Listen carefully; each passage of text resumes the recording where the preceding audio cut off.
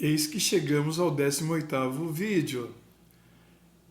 Eu quero falar a respeito de que ao conversar com muitos crentes e muitos sendo pastores e líderes, eu percebo aqueles que realmente conhecem ao Senhor e aqueles que não conhecem.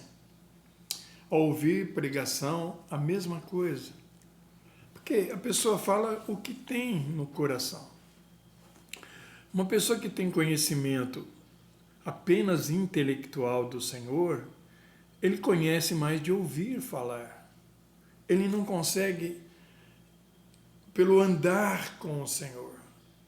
É como um vizinho. Um vizinho pode saber meu nome, pode saber algumas coisas a meu respeito, mas não tem intimidade comigo. Aqueles que têm intimidade, esses sim, podem dizer que me conhecem. Percebe a diferença?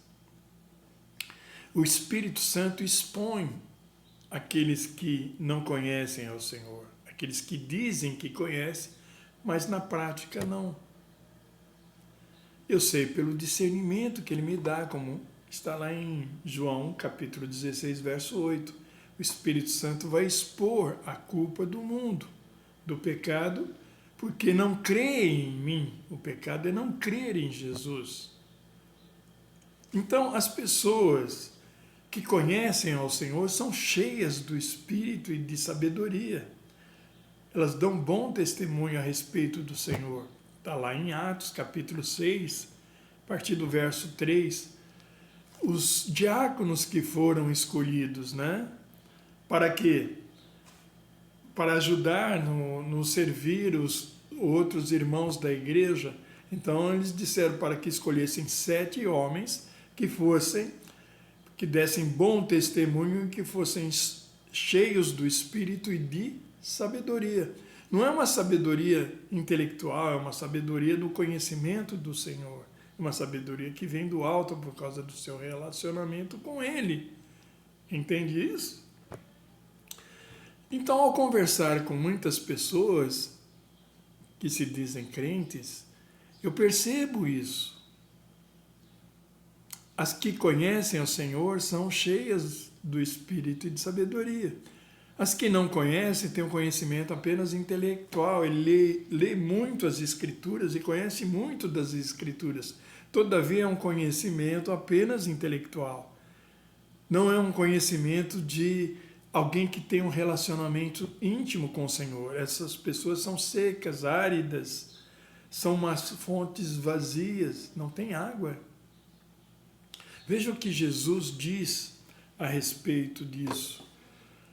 Em Evangelho de João, capítulo 7, do verso 37 a 39. No último dia, o dia mais solene da festa dos judeus, que era a festa da dedicação, aqui no caso, Jesus se levantou no meio do povo e gritou em alta voz: aquele que tem sede, deixai-o vir a mim, para que beba. Porque aquele que crê em mim, como diz as Escrituras, rios de água viva fluirão do seu interior. Veja, aqueles que creem em Jesus bebem de uma fonte. Jesus é aquela rocha que seguia o povo de Israel no deserto. Então, quando você tem essa intimidade com o Senhor, você bebe sempre dessa rocha. E você então é um rio, sabe? Muitas águas fluem do seu interior que denotam o conhecimento do Senhor. Você não é seco, não é árido, não é infrutífero ou ocioso. Não, pelo contrário. Então, verso 39. Mas ele se referiu ao Espírito que mais tarde receberiam aqueles que nele crescem. Porque nessa época o Espírito Santo ainda não havia sido dado, porque Jesus ainda não havia sido glorificado. E veja o que Pedro vai dizer ainda a respeito disso. Está lá em 2ª carta de Pedro, no capítulo 2, no verso 17. Esses homens são como fontes sem água, névoas levadas por tempestade, para os quais está reservada a absoluta escuridão das trevas. Eles não davam fruto, Eles eram secos, vazios, uma fonte sem água. Percebe isso? E veja o que Judas também vai dizer no verso 12 e 13. Judas, a epístola de Judas é muito semelhante à segunda carta, capítulo 2 de Pedro, toda ela. Verso 12. Essas pessoas participam de vossas reuniões e celebrações fraternais, banqueteando-se convosco sem o menor pudor.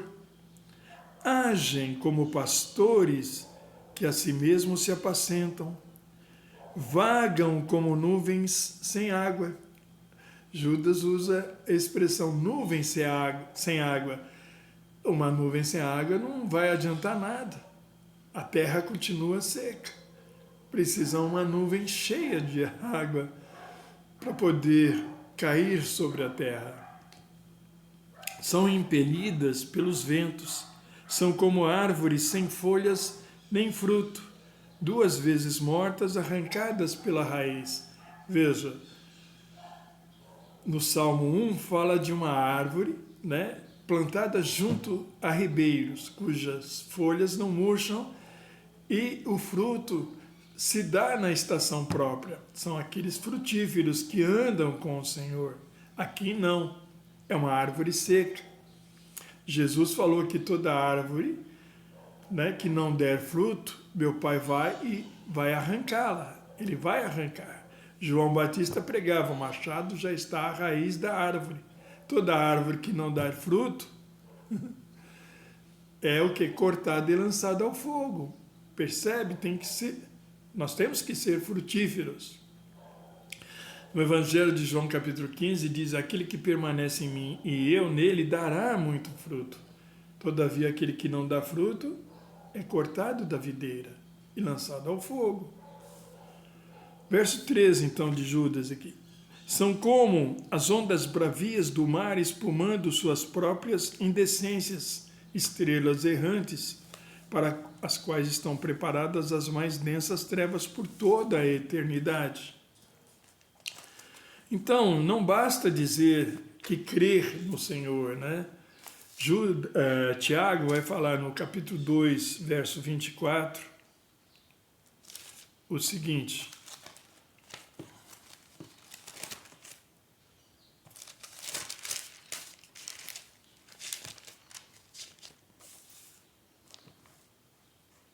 observais que uma pessoa é justificada por meio de suas ações, suas obras, suas atitudes, e não simplesmente por dizer que crê.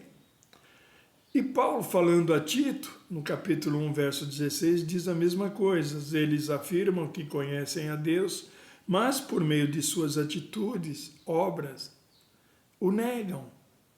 Por isso são abomináveis, insubordinados, não são sujeitos ao senhorio de Jesus. Por isso, né, são desqualificados para qualquer obra, boa obra. Eles são desqualificados. Então, muitos estão nos púlpitos pregando, mas foram rejeitados pelo Senhor. Por isso que diz, muitos são chamados, mas poucos são os escolhidos.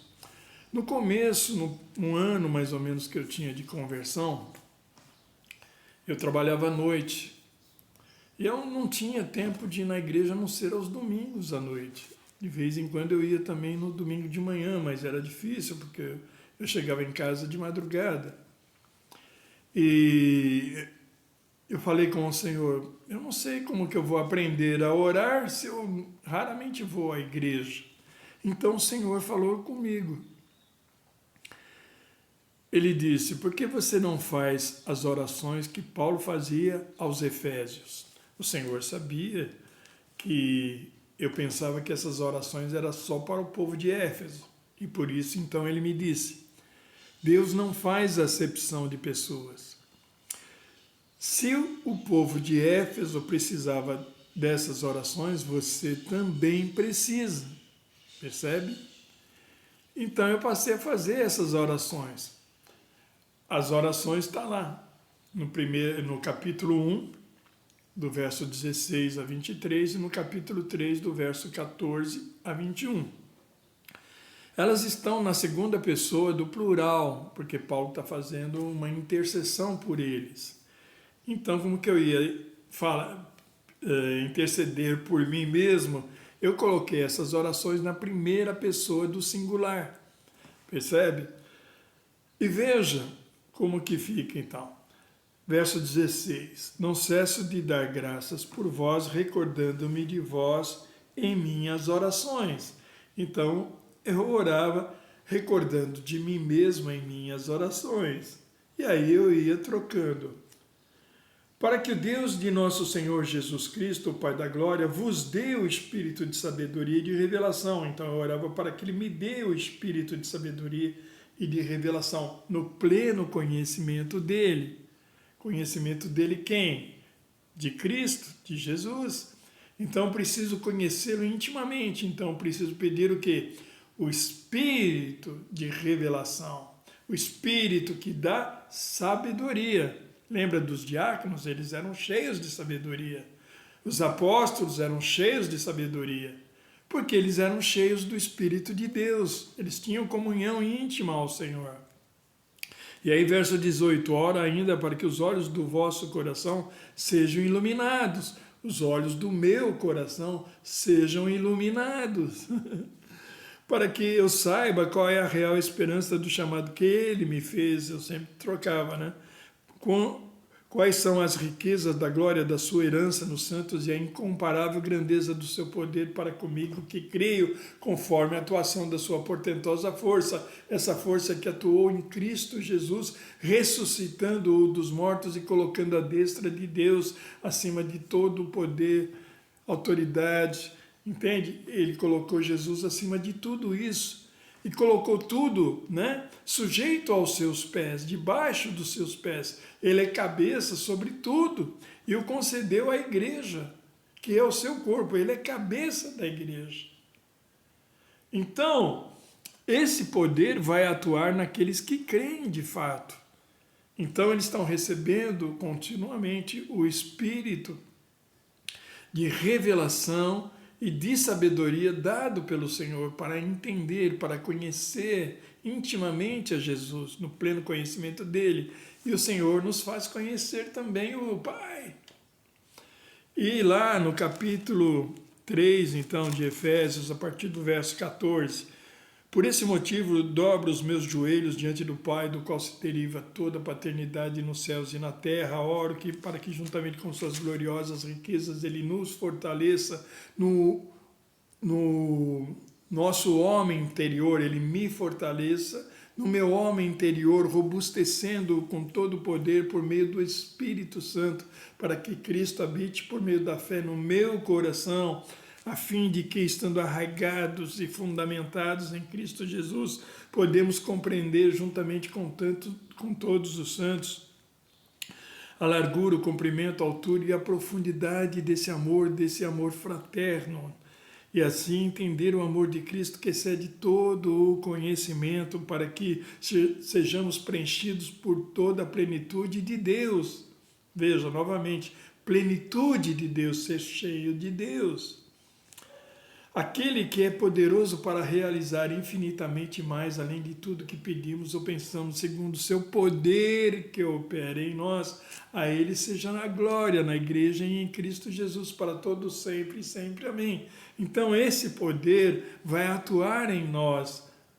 Então o Kenneth Hagin orava essas orações muitas vezes ao dia. E depois de alguns meses ele já tinha orado mais de 1000 vezes essas orações. Então o poder de Deus começou a atuar na vida dele de forma tremenda. Em poucos meses ele passou a ter tantas revelações como nunca ele teve em toda a sua vida.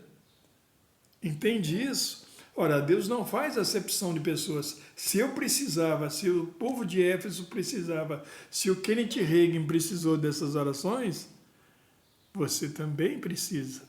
Até o próximo vídeo, em nome de Jesus. Amém.